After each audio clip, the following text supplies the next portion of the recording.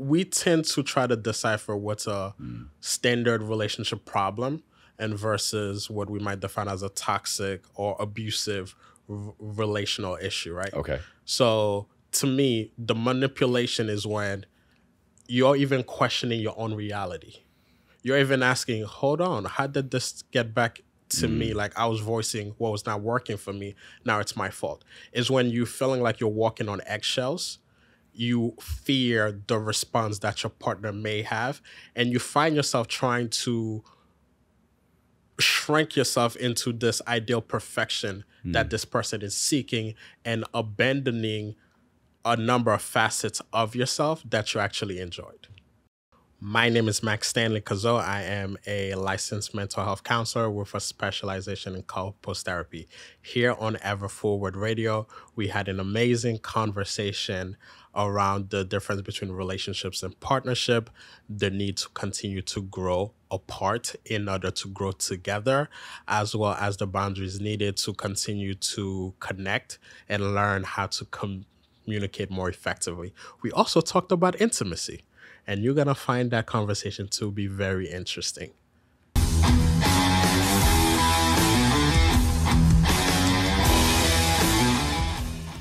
Hey, what's up, everybody? Welcome back to Ever Forward Radio. Now, if you're new to the show, you don't know what I'm talking about. But for anybody that's been listening for a while, you know that for years, I would have my wife on the show every month, and we would talk about relationship health, the relationship in a partnership, intimate relationships, friendships, the relationship with yourself.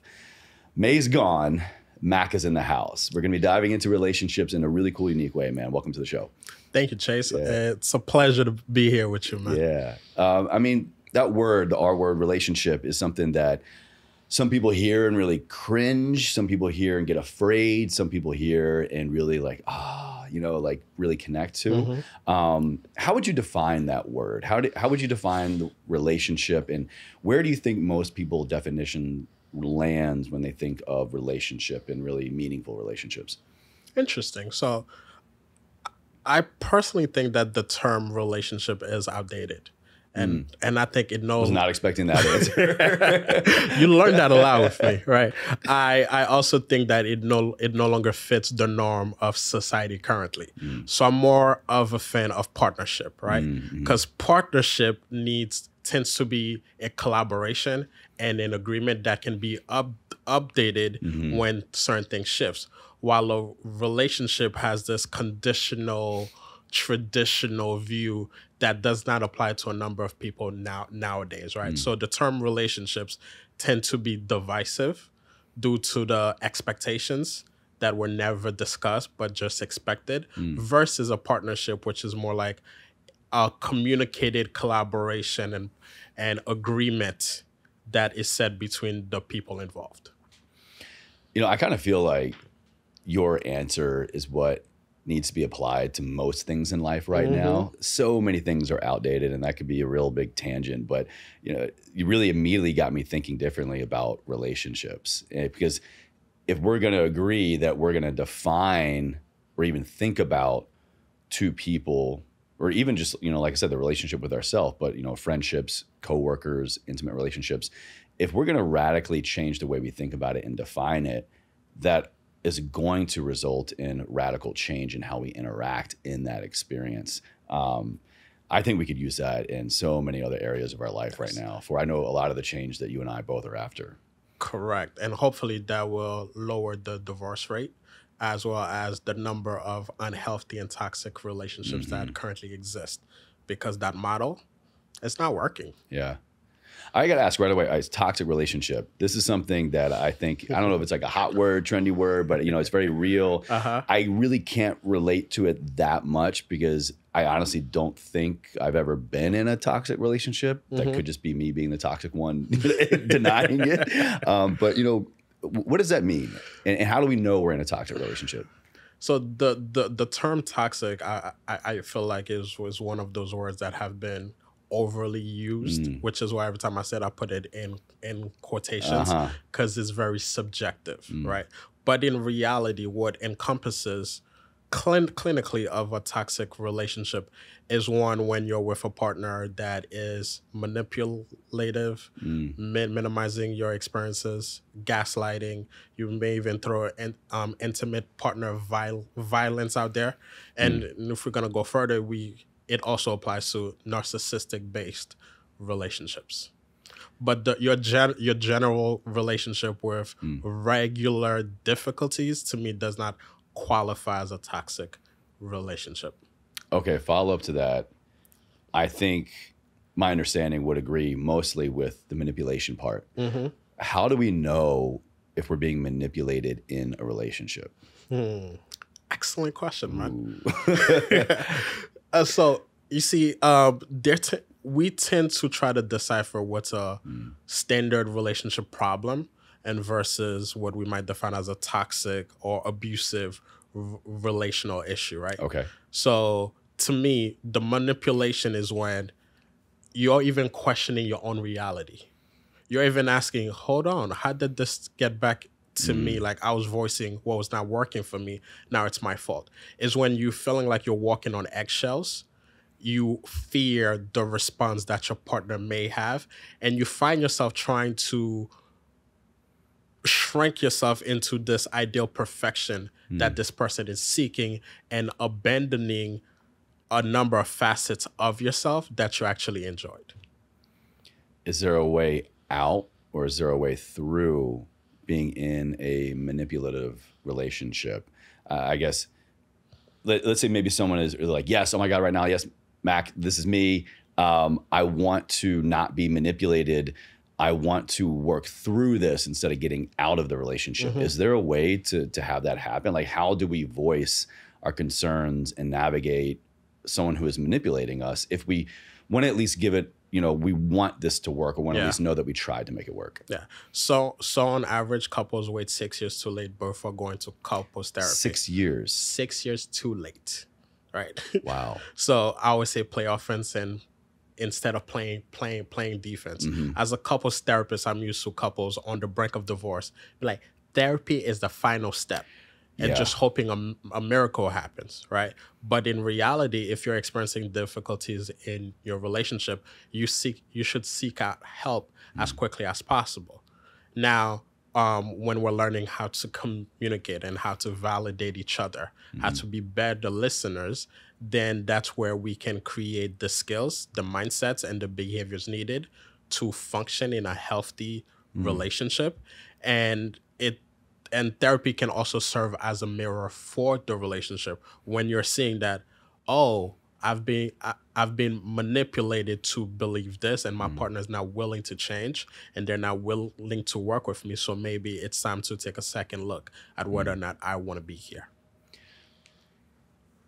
What about on the other side of the coin? What if, let's say, you've got two people here on the couch, maybe like you do in your business, and one person is presenting as, I'm feeling manipulated, and I want to work through it, and the other person is, whether they wholeheartedly agree with it, they're at least recognizing this is how the other person feels. I don't want them to feel that way, but I don't quite yet understand how or even why I am manipulating them or giving off this perception that they are being manipulated. How can the manipulator navigate getting out of manipulation? That's an excellent question, man. When it comes to conflict, it's not about agreement. It's about understanding. Right? So you and I can have a similar experience, but we have two different perspectives from it. So your reality is subjective, and that's true to you. So if you feel like I offended you by what I did, we cannot debate that because you still feel offended, right? So I must validate that, and then you can then explain to me from your perspective as to why you felt this way. I can try and understand. I may not agree, but I can understand. Right? And once you feel understood, then we move to problem solving. So what is it that I can do to prevent you from feeling this way again? Then you lay out what that looks like, and we negotiate, and I'll follow through. It's almost like you're a pro at this. That was such a great answer, man. I've been doing this for a while. I'm sure you've seen this a few times. Oh, yeah. Okay, so moving from manipulation, in toxic relationships, What do you feel, or maybe in your professional experience, what have you seen be the most common thing that couples present, that relationships, partnerships present with, that they're trying to navigate here and now in 2023, or maybe in the last like couple of years? Is there a common denominator? So my specialty is infidelity recovery and porn addiction. So lately, most of the clientele that I've been servicing is around those two things. But under the surface, it all comes down to their ability to communicate. I strongly believe that 99.9999999% of couples do not know how to communicate, because it is a skill. It's a science, right? I had to go through a set of trainings to learn how to exactly communicate. So those that never had those type of exposures or knowledge, they're like, it's beautiful to see two couples saying the same thing but not even realizing it. But when you can put words to it, and I help them identify, like, oh, you feel that way too? Yes, we both feel the same way. So now we're on the same team. What do we do about that? I love what you just said about two people saying the same thing but not realizing it. Correct. Because they're saying the same thing in terms of meaning and probably where they want to go with, action taking to work on the relationship. But for whatever reason, it's just falling on deaf ears, or we're listening and we're not really hearing, how can we maybe get there before we're on the couch with you, or on the Zoom call with you, or whatever that, or, in therapy in general? What is a tool that someone can maybe take and try out, at least, to really try and hear the other person and see if you are saying the same thing, but you're just missing the mark a little bit, like maybe in an argument, or just, in everyday life? Yeah. So there's two things, right? One is being able to label the emotion and the feeling, versus you're selfish, you don't care about me. What you're really trying to say is that, hey, lately I've been feeling neglected and invisible to you. Do you see how we're saying the same thing, but it has a different impact? So when you criticize your partner, it's human nature for them to defend yourself, and then for them to criticize you back. So what I tell my couples is, if I walk up to you and I punched you in your face, what would be the first thing you do? Mac, I would punch you back. Correct. You would defend yourself and then attack me back. In a lot of conversations, right, couples are just punching each other in the face verbally. Damn, ain't that the truth? 96% of the time, the way you start a conversation is exactly how it's going to end. So when I have a couple reenact their last fight for 10 minutes, I'm only paying attention to the first 30 seconds and the first 3 minutes. That tells me everything I need to know about where the conversation is going, and how strong or bad their communication skills really are. Now, the second thing, which you're gonna love, because you're a science guy, right? You're always about the body and the neuroscience. So once your heart rate surpasses 100 beats a minute, or 80 if you're very fit, like yourself, your body and your mind release the stress hormones. That makes it very difficult for you to even listen and process. So at that time point, you enter fight, flight, or freeze, right? So you cannot even process what's being said to you. You're just reacting. Damn. So the key to that is to take a 20-minute break, go on the opposite end of the house, engage in a self-care activity, which allows your heart rate to subside, allow your body to process the stress hormones, so you can now enter a state in which you can actually listen and communicate. I believe that wholeheartedly. And it kind of makes me reflect back on how I would probably describe how my wife and I, or even before we were married, how I feel like we have progressed in conflict resolution.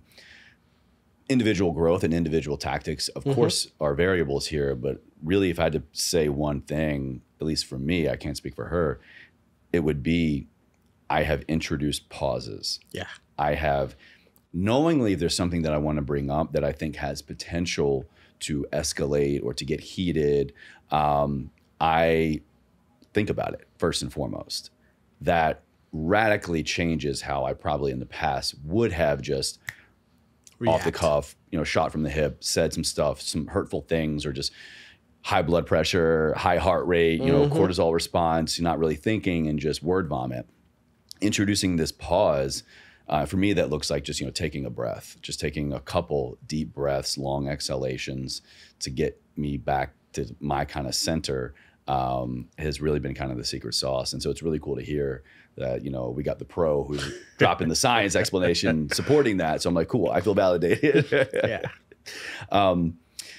What are some other tools that you would think best serve the majority of people in partnerships right now outside of conflict resolution, but let's say maybe just general communication?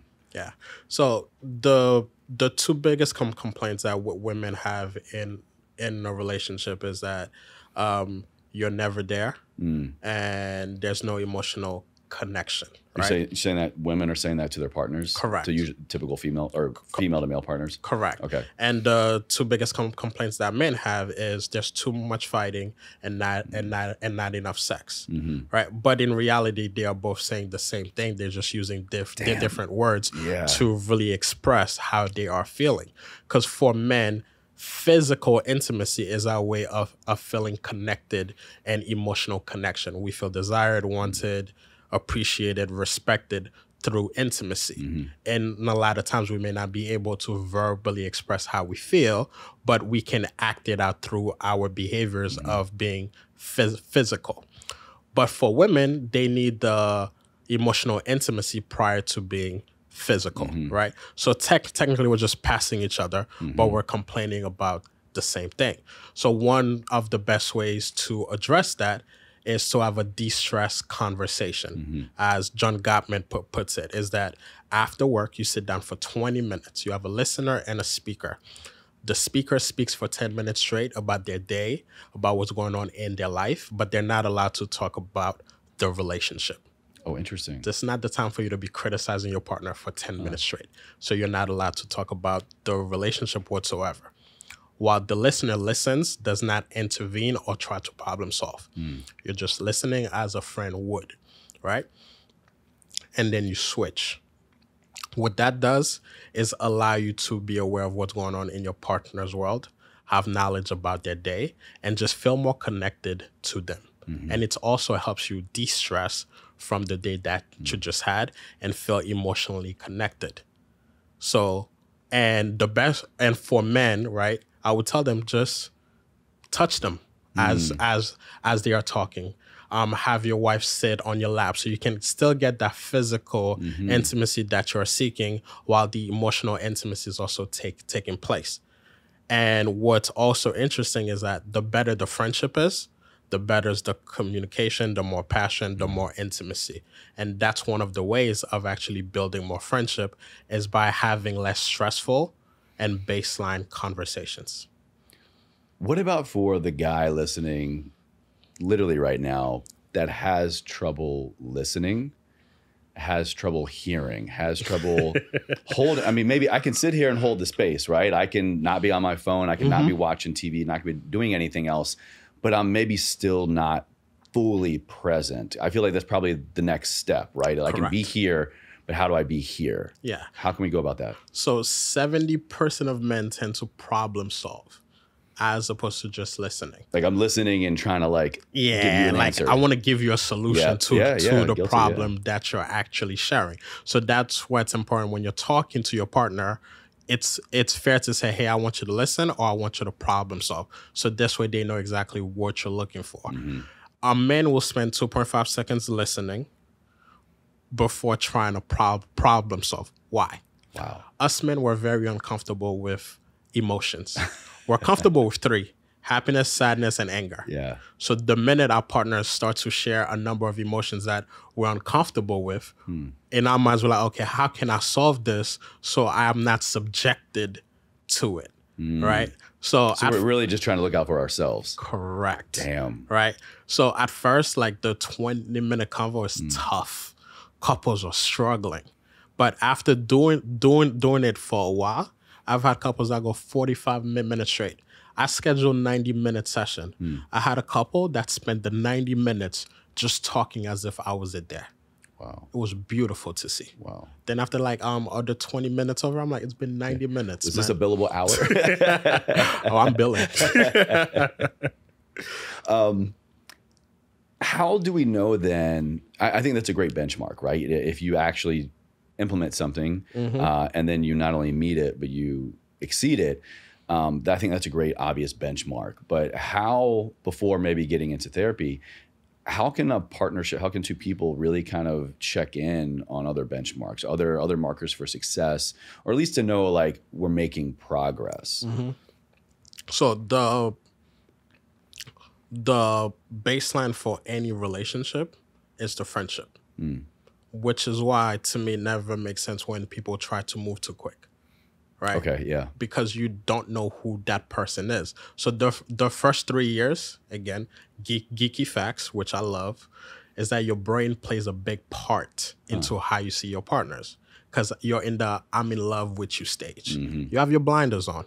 The dopamine being released is so high that the minute they touch you, you jump. Oh, yeah, I'm OD'd. Exactly. I'm OD'd, then D is for dopamine. Correct. So now you're generalizing all of the red flags that you're actually seeing. You're making excuses for them because everything feels great. It's like a brand new car. But eventually that wears off. And that's year 4, 5, 6. That's when the dopamine release is not as high. That's where the blinders are really off. Now you're seeing your partner for who they really are. Maybe we begin as guys, especially probably to like check out a little bit, you know, in the lack of being maybe more present. Correct, right? You're seeing their social self, but you're also seeing their shadow self. The parts of themselves that most people don't gain access to. After a work day, how do they behave? When they're angry, right? What does that look like? So it's all about the friendship, which is why spending a lot of time together, seeing each other in different stages or in different spaces, update your knowledge of who your partner is, so that when you do choose to make a lifelong commitment, you have enough information to tell you, I'm accepting you and loving you for who you are today and who you could be tomorrow. Versus it's the first 1 to 3 years we've never argued and thinking that's going to last forever. That's not reality. No. And you said something that like really I immediately just like got lit up, that I think it's been another crucial component to what I would call a successful ingredient in my marriage and my partnership. We've been together almost 10 years, like since meeting kind of stuff.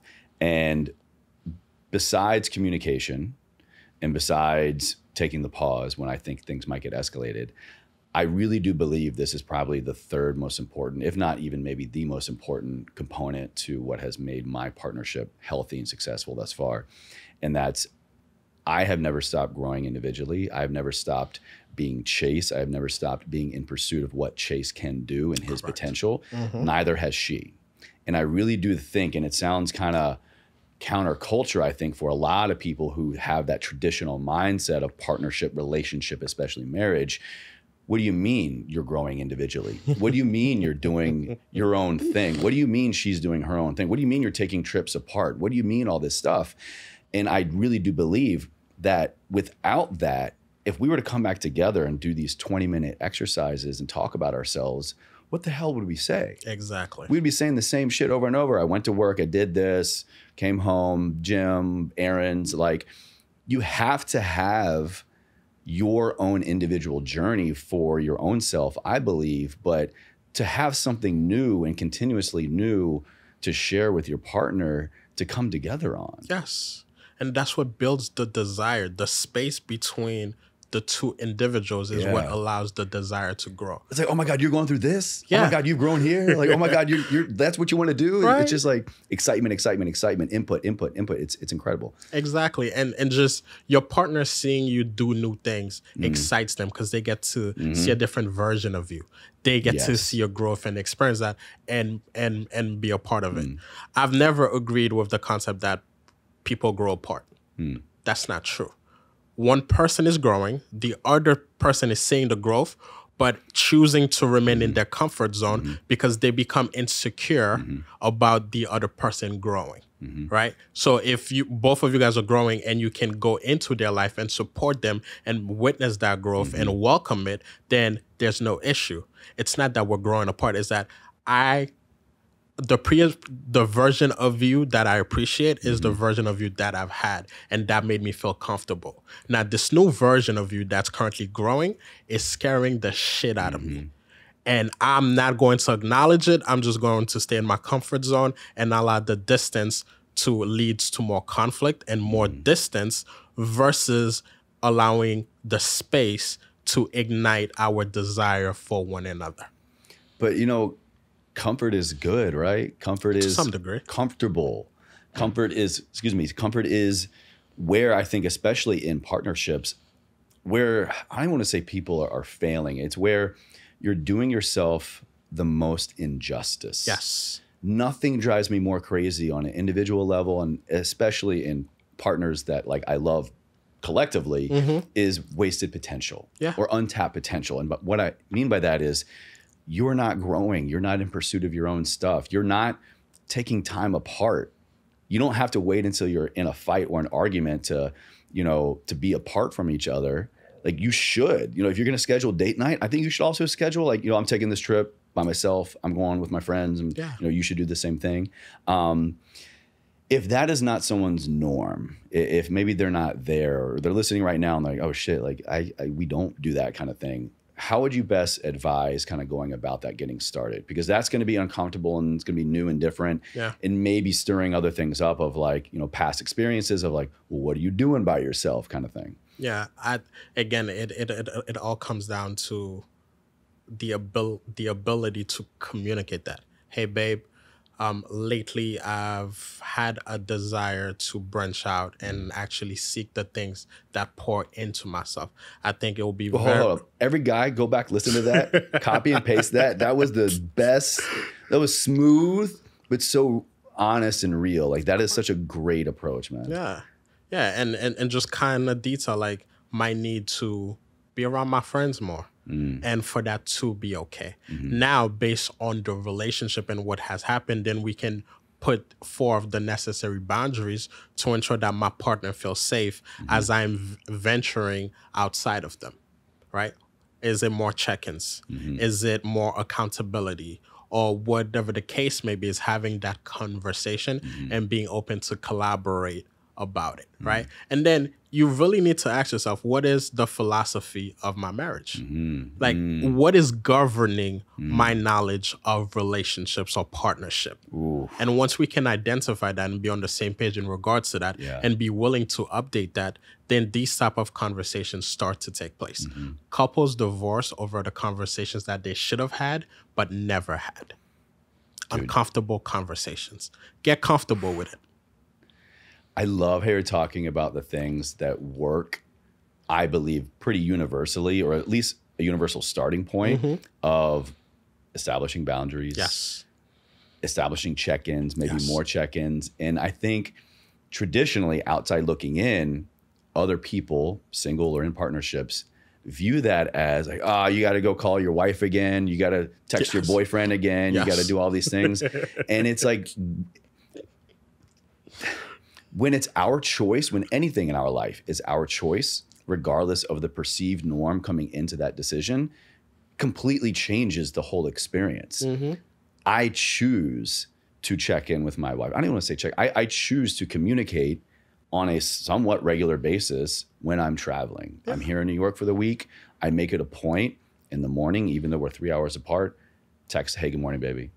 Hey, good night. You know, all these kind of different types of check-ins just to know, let her know really that, you know, she's on my mind. And it's not because she asked me to, it's because I want to. Because I've been on the other side of too much time in between communication. And too much time between communication, I think, is where doubt and curiosity and fear and limiting beliefs and preconceived notions and past relationships, all that, you're allowing more space for that to creep in when that's not fair to you or your partner. Exactly. And that's why I also recommend that you have friends or a community that is supportive of the relationship that you're trying to build. When I'm out with my boys, we get that, yo, make sure y'all text your wife right now, right? Call, Great check friends, in. man. You're on your way out. Let her know that you're on your way, right? We readily do this easily. If we go on vacation, we know the minute we wake up, we're calling our wives and we're checking it. And it's not an issue because we all have healthy relationships and we understand what it requires to build that. And we're also very thankful that we have partners that are so understanding and trusting, and we don't want to ruin that. Exactly. I see what's out there. They're in my office every day. It is not fun.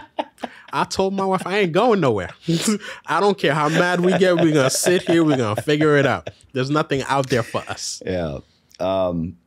That too that's another powerful thing.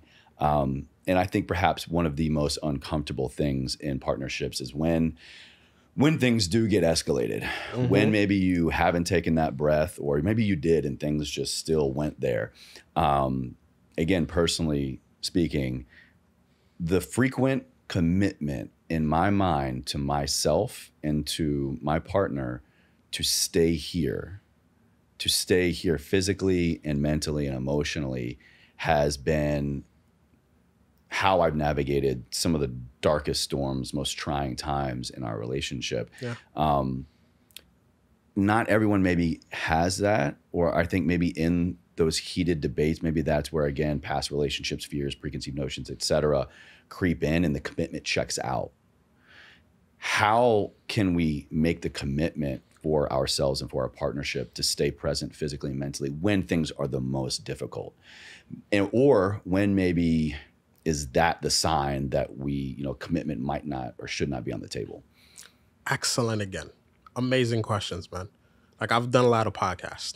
Your questioning got me in my clinical bag so bad. I love all your answers and explanations thus far. I mean, it's amazing. Relationship health is so special to me. So I would say, again, knowing how to label what's happening for you, right? If your partner's asking to go somewhere or is going somewhere and you're triggered versus attacking them, label what's happening. Hey, babe. Ooh, yeah. Babe, in the past, I've dealt with relationships where space was given and fidelity and lack of commitment took place. Currently, I'm working through it, and I know that you're not that guy or that woman, and I'm learning how to trust again, right? So when you're away from me, I get scared, I get triggered. I feel like this is going to repeat itself all over again. And that scares the hell out of me because I love you, I love us, and I want us to work together. All I'm asking is, can you help me and give me more time and more space as I'm learning to retrust in this relationship?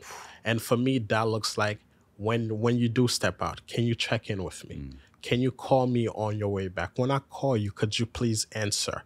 Because I'm relearning to trust myself, my instincts, and you. And right now it's hard for me, but I do think that your support would be highly beneficial. You say that to your partner, they can understand because they can identify with the emotions. You're not attacking them. You're telling them what's happening for you.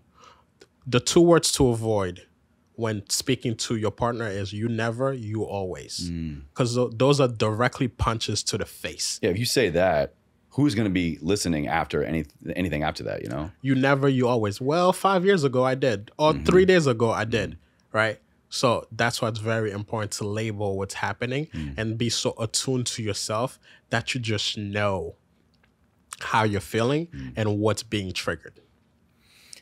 Great answer. Great answer. Thank you. I want to shift a little bit into another area, I think, in partnerships that can be, or it probably is, a common area of friction or at least frequent communication, and that's the intimacy. Yes. Define that for us, explain that for us. Where do you kind of see partners doing it right, doing it wrong? And again, maybe the preconceived notion here of like males want it more, females don't. But again, we're crossing, two ships in the night kind of thing. How do we really hear each other to get to what we both want more? Correct. So intimacy is a 24-hour process. Intimacy is everything you do right in a 24-hour period. The way you greet me, the tasks that are done within the household, the way you make sure that I feel seen and appreciated and celebrated. It's all of those things. For couples that have trouble with intimacy, is they tend to wait once we're in the bed to start the the intimacy process when that should be part of the whole day, right? Foreplay is everything you do right within that day. We don't just go to bed, I've been ignored, I haven't felt unseen, I haven't felt supported, appreciated, and now you want sex, right? So it's all about building the habits needed that allows you to feel connected and aware of your partner.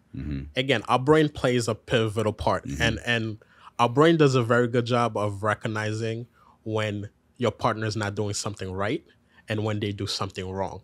That's why it's so easy to criticize, right? It's easy to point out all the things your partner haven't done or all the things that they do wrong, because your brain's trying to protect you by remembering the things that cause you harm.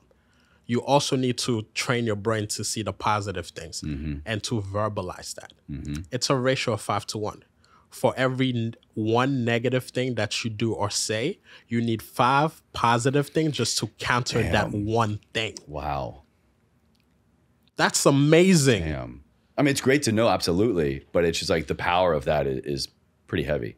That shows you how detrimental an injury can be to a relationship. That's why initiating a repair as quickly as possible is important. Couples go days without talking to each other and giving a silent treatment. That's not what you want to do. You want to repair as quick as possible. Injuries are going to happen, right? I'm going to say something that's going to piss you off. Sometimes that's time and space might be the best thing for you both. For how long, though? Yeah. Right? That's where a boundary and a rule could really come into place. Correct. If you're really both or individually feeling that hurt or in a place of whatever I say is not going to be the right thing or the best thing for this conflict resolution, give me 30 minutes, give me the day kind of thing. But you communicate that. Yes. Absolutely. And it's agreed upon. And you have a ritual of connection on exactly how we're going to reconnect again.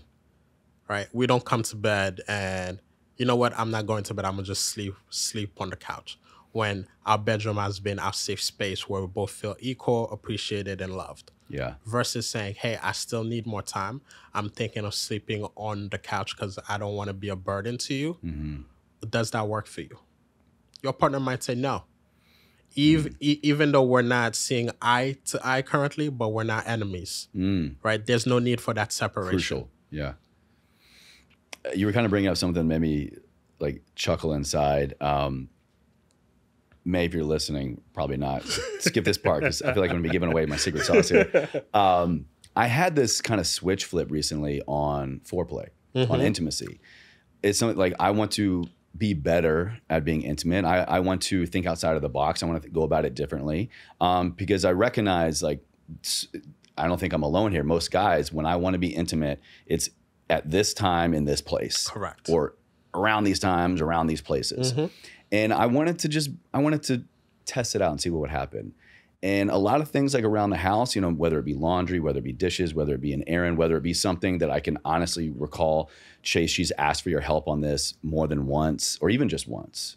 Instead of looking at it as a task, I look at the dishes in the sink, I go, foreplay. Chore play. That's the term. That's chore play. Dude, brilliant. I have completely flipped the switch in my mind of these things that, again, it's like I'm dangling a carrot out in front of me that I want, you know, maybe in a few hours or later that night. But so if I can go about the day and just completely change how I view it, these things and go, this is foreplay, this is foreplay, foreplay. It's worked. It's worked. Because that speaks to the invisible load. Dude, chore play. Yeah, right. The fact that now you're helping and being more aware of what needs to get done, and you're taking tasks away from me, freeing me and giving me more space and more time to myself. Sorry. So now I have the energy, I have the time, right? And women also find it attractive when their men are doing things around the house, right? It's very manly. And that's also too, like, it's such a great point. It's more than just the generic, the wife is always bickering with the husband about, like, you know, I do all these typical household chores, you know, whatever your dynamic is in your relationships, your dynamic. But in ours, it's a lot of that common stuff. Also, my wife is super OCD and loves to clean anyway, so I don't want to take that away from her. Like, she loves that stuff. But she has made it very clear to me over the years that and she's never said to what degree, because I believe it's kind of a blanket statement, I really like it when you take charge. I really like it when you get shit done. I really like it when you're proactive and kind of insert more of that masculine energy, that typical male gender role of just taking care of things. Yes. And now finally, years later, I'm realizing the gravity that even the smallest tasks have in relation to that request that she has been sharing with me forever. Yeah. And it actually, I just learned this, right? Currently, us males have the lowest testosterone level in history. Oh, yeah. In history. Well, I've been on TRT for a year now. Mine's like I'm thinking about. I will give me 2 years. Yeah. Give me 2 years. I'm jumping on. But yeah, absolutely, it's wild. Yeah, and that also plays a part into all of that, right? That masculine energy, the need to get shit done, and a lot of times when it just allows your partner to develop new eyes for you, see you in different perspectives, see different facets of you that they find attractive. It's actually funny you bring this up. Quick little sidebar. Shout out Blokes, this men's health and optimization company that I've been using and working with and been a patient of for right about a year now. The founder, husband-wife couple, Josh and Katie, and this was exactly it. They were really kind of at their wits' end with their marriage, almost on the verge of divorce. And it came down to, trying all the things, but really what was preventing Josh from really showing up and performing like Katie wanted in a variety of ways. And, Josh, Katie, please chime in. I'm not trying to tell your story for you, but this is what they share publicly. It was this. He physiologically, biochemically was not optimized. So he could not literally be the man that he wanted to be in his marriage, could not be the man that she wanted to be in their marriage. So once he got that taken care of through improving health, losing some weight, improving strength, getting regular exercise, testosterone, some peptides, things like that, like it literally saved their marriage. Yeah. So I think it's a crucial component sometimes in a partnership. All the things we've been talking about are very important, but sometimes if you're still not getting there, it literally could be your body. Yeah. It literally could be yourself. A physiological issue, right? So that's why lust is so important, right? We always speak of love, but we never speak of lust. To me, for a relationship to succeed, professionally speaking, you need a significant dose of love and lust. It's okay to lust after your partner. It's okay to find them sexy. It's okay to seeing them and just want to jump on top of them, right? So that's why it's also very, very important to upkeep yourself in all facets of the relationship, not just emotionally, but physically speaking, right? I work from home. Every morning I wake up, I get dressed as if I'm going to work because I want to look presentable. I want to look as sexy as possible because I want my wife to see me and be like, God damn, he's cute. Wearing the same pajamas again. Correct, right? Yeah. So we tend to get very comfortable and very, very routined in what we do and then wonder why our marriage is not succeeding to the degree that it should, right? A lot of times we got to take accountability. Yeah. And our performance at work, and our performance at home, and our performance with our children, and our performance overall. Because that all contributes to how we feel about ourselves, which then reflects to how our partner feels about us. What are you most hopeful for right now that you see in partnerships that has partnerships as a whole going in the right direction? Like, what do you collectively see us doing well, or at least on the mend? And if you could pick one thing that maybe we haven't talked about as kind of something that maybe you see on the rise, like how can we get ahead of something, a conflict or an issue in partnerships? I think people haven't realized how difficult it is to transition from being a couple to parents. That's the biggest and the ultimate test that I'm going to say that any relationship will ever go through. Right. So I think at times we're not having that conversation enough, and now we're not preparing ourselves for that step and what that's going to look like. So I say this to say that I think that I'm saying that a lot, right?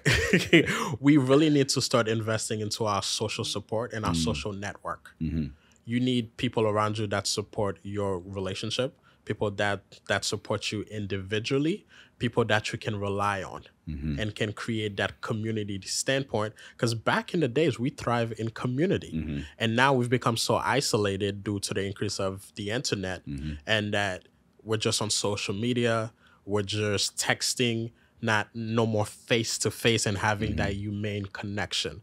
So I do think that curating a social network and a social support that support all aspects of you individually and your relationship will have a great impact onto the results of your relationships. I'll even take it a step further there and say, regardless of what the matter is before you in your partnership that you're trying to resolve, maybe a conflict, or honestly just maybe even maintain or optimize something, I believe both could be greatly served by what you just said. Yeah. Because there are so many things in life and in partnerships that take on extra weight in the partnership that, again, speaking from experience, that very gratefully we have some of the best people, deep, meaningful relationships in our lives that are individuals, but also other couples that serve our relationship in ways that I don't even think they fully realize. Yeah. Stop expecting your partner to play every position in your life. Oh my God, dude. Like, come on. This is so great to have you, the professional, say so many of these things, because these are things that my wife and I have kind of realized over the years, and like some harsh truths that someone maybe in a happy, committed relationship like we are, probably you wouldn't expect to say. Like, love isn't always enough. It's not enough. Your partner is not going to solve all your problems. They're not going to be everything for you. Correct. That is the whole notion here, the paradigm that I love how you started off the episode with, of like, hey, we need to radically change that. Correct, right? Like, they can't be your go-to for everything. Your business partner, your lover, your best friend, your trainer, your this, your that. No, it's okay to venture out and have other people within your circle that you have different types of relationship with. Because we need that humane interaction. We need that community. And it's just too much pressure to expect one person to play all of these roles into your life. Your happiness is yours. It's not your partner's responsibility to make you happy. It is your responsibility to find the things that make you smile, that makes you feel alive, right? Just like you were saying, the things that help you grow on your journey, that you need to continue that. Do not allow the relationship to become your sole identity. Dude, mic drop right there, man. Mac, this has been so good, man. I want to be mindful of our time here and kind of get to my last question with you that I ask everybody, you know, kind of through your lens and through how you do what you do and why you do what you do. How can that help us do what I'm here to do to help everybody live a life ever forward? When you hear those two words, man, what does that mean to you?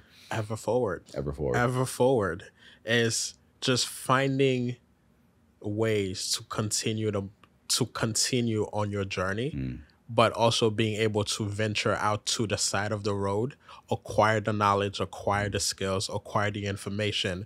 So when the next hurdle presents itself, you're already equipped to overcome it. I am a nerd. I will sit here and read relationship books. Well, I'll go to all the I'll go to all the trainings you could think of. I will talk to anyone and everyone, because that's knowledge. Knowledge is power, and power is freedom, right? So in order to continue to move ever forward, equip yourself so you're ready. I would say I'm very thankful for everybody's interpretation. There's never a right or a wrong answer. But I love that one. And I love it when people kind of take maybe the non-expected approach to move forward together. You got to move forward separately kind of thing, you know? I love that. Yeah. I'm going to take that. Take it yours, man. Co-sign all the way. Well, Mac, where can everybody connect with you to learn more amazing relationship, partnership, health, you know, maybe even work with you? We'll have everything down in the show notes for everybody, but where are you hanging online? Where can they connect with you? Gotcha. You can find me on Instagram under talk2mac_therapist, talk TALK, the number 2, Mac MAC_therapist. If you're in New York City and you're looking for a relationship therapist, you can find me as therapiesforeveryone.org. And I can already tell, man, got to have you back another time, and it's going to be Return of the Mac. In LA. Yeah, absolutely, man. Well, this was my pleasure, man. Thank you so much. I love talking about relationships. My man.